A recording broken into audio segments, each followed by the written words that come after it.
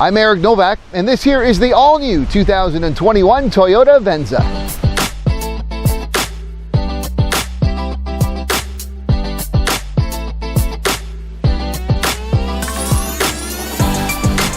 North Americans really have an insatiable appetite for crossovers and SUVs. It seems like that's all they want to buy nowadays. So automakers are reviewing their offerings and their lineups and trying to fill every hole that they think exists. In the case of Toyota, they determined that there was a bit of a product offering gap between the RAV4 and the Highlander. So in its place, they've brought a nameplate back that's been dormant for 5 years. That is the Venza. So beside me here is the second generation Venza, which is all new for 2021. When it was first introduced in 2008, it was this bridge type of crossover vehicle that tried to get people out of sedans towards the SUV style. It was popular in Canada, but the more of a kind of a station wagon appearance didn't do so well in the US. Well, they brought back this new second generation Venza with some refined design elements, really more of a crossover look, and they've also done something innovative and something that they're doing with other new launches, and that this vehicle is only available as a hybrid. There are no gas only options with the Venza. It is a hybrid only. So I've been invited by Toyota Canada to come out to Eastern Ontario. We're near Ottawa in the National Capital Region, and we're getting a first drive opportunity to look at this Toyota Venza. I'm excited to give it a try. Let's get to it.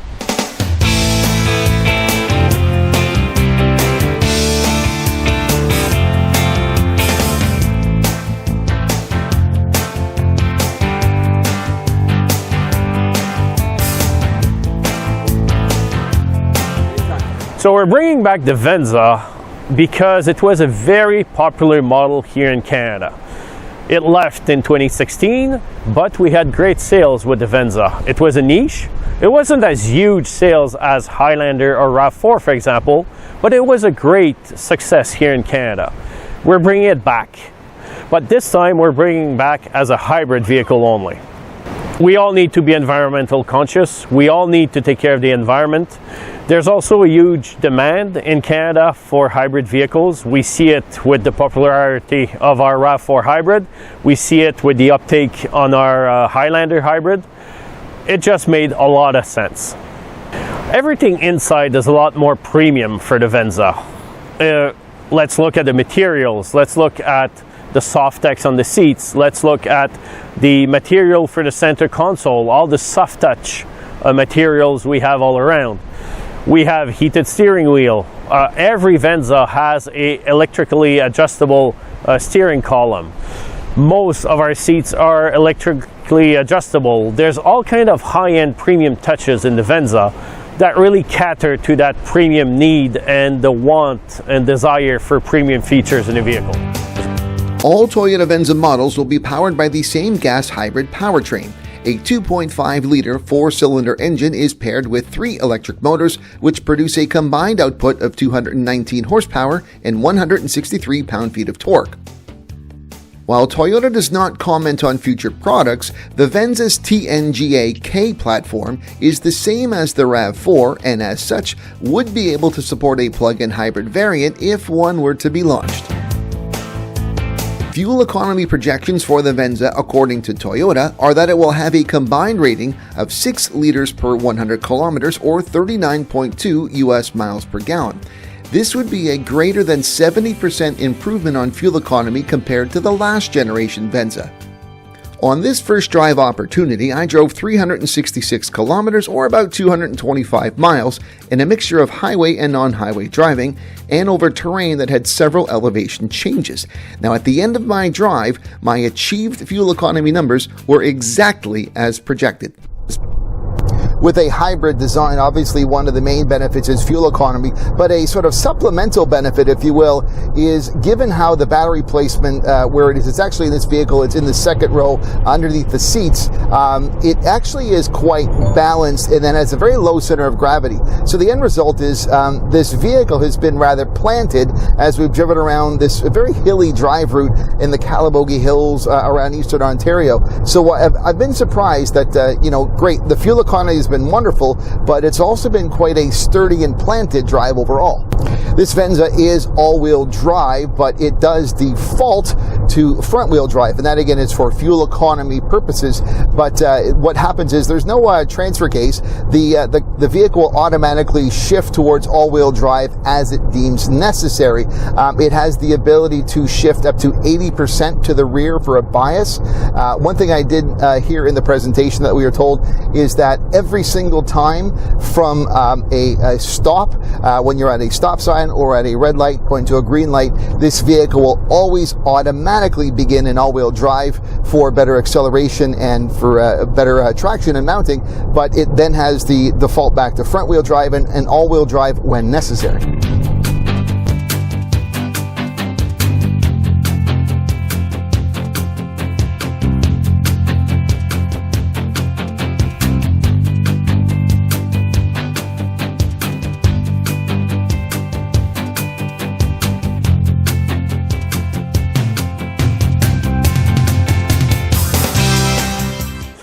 In terms of trim levels for the Venza, we have LE, which is considered our base, even though the features into it are anything but base. We have XLE, which we believe will be our volume seller, and we have the Limited, with all the options we can offer on the Venza. The Moonroof, we call it our Stargaze Moonroof. It's essentially a panoramic size piece of glass that has a special feature into it. It's got special flakes that react to electricity in the glass. In short terms, it means you press a button and in less than a second it will all become frosted. And the frosted look allows a very diffuse lighting inside the vehicle, and it creates a nice ambience inside. The target market we're aiming for is mostly urban people who enjoy city life, people who enjoy luxury, because this vehicle is more premium than a RAV4, for example. The RAV4 owner will likely be a bit more adventurous, be more outdoorsy, have more outdoor activities. Venza is a lot more for the city folk, people who enjoy going to the theater, to the movie, staying around town or in their suburb. Our research has shown that competitor models from which we could conquest some buyers would come from the Nissan Murano or also from the Ford Edge, for example.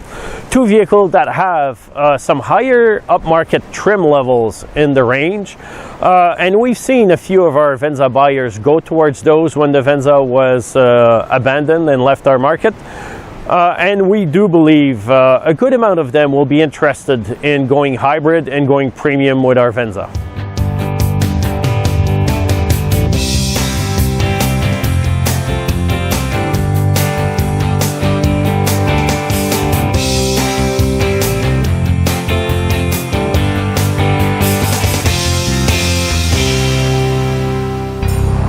It's always a risk when an automaker brings back a nameplate that's been dormant for a few years, like Toyota has done here with the Venza.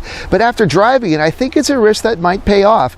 This new Venza really carries the same name as the old one, but it's way better, much improved, more elegant, a better ride, more fuel efficient with the hybrid as standard, something I'm really supportive of, and I think it has the potential to do well. If they're targeting the Murano and the Edge, which is retiring in a couple of years, there certainly are great opportunities to reestablish this nameplate. It's now up to you to decide whether it's going to be successful or not, but from my perspective, after this first drive, I think they've got a fighting chance. That's it for this first drive review. I'm Novak. Thanks for watching. There's plenty of ways for you to keep connected with me, so check out some of my social media links, suggested videos, and I'd really love it if you subscribe to my YouTube channel.